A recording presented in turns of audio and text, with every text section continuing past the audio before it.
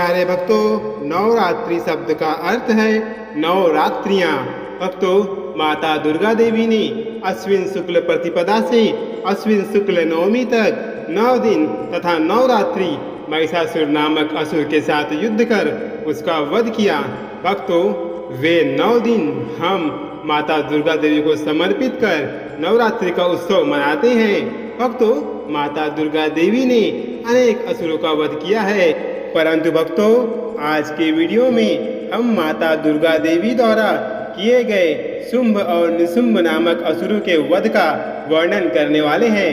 भक्तों, शुंभ और निशुंभ नाम के 2 राक्षस थे, जिन्होंने 10 सहस्त्र वर्षों तक अन्न और जल का त्याग कर ब्रह्मा जी की कठोर तपस्या की और तीनों लोगों पर राज करने का वरदान प्राप्त किया। भक्तों, उन्होंने ब्रह्मा जी से वर मांगा कि स्त्रियों से तो हमें कोई भय नहीं है, परंतु कोई पशु पक्षी भी हमें ना मार पाए। भक्तों, वरदान प्राप्त करने के बाद दोनों दुष्ट असुर उन्मत्त हो गए। यह बात जब दैत्यों के गुरु शुक्राचार्य को पता चली तो उन्होंने शुंभ का राज्याभिषेक करा दिया और दोनों भाइयों को पूरे असुर समुदाय का राजा बना दिया। भक्तों, पृथ्वी पर रहने वाले रक्तबीज, चंडमुंड आदि सभी असुर शुंभ और निशुंभ से जा मिले। इससे असुरों का साम्राज्य दिन प्रतिदिन बढ़ने लगा।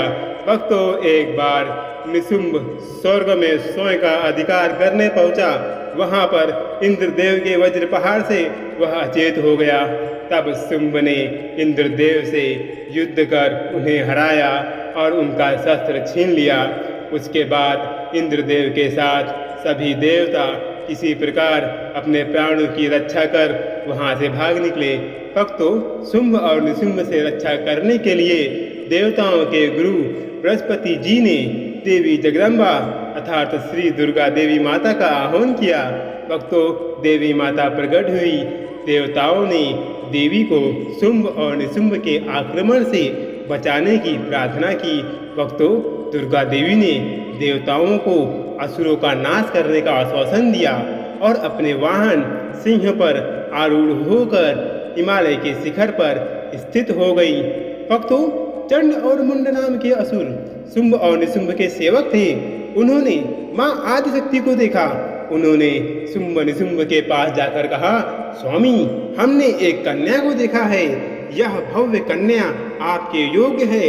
आप उससे विवाह कर उन्हें असुरों की महारानी बनाए।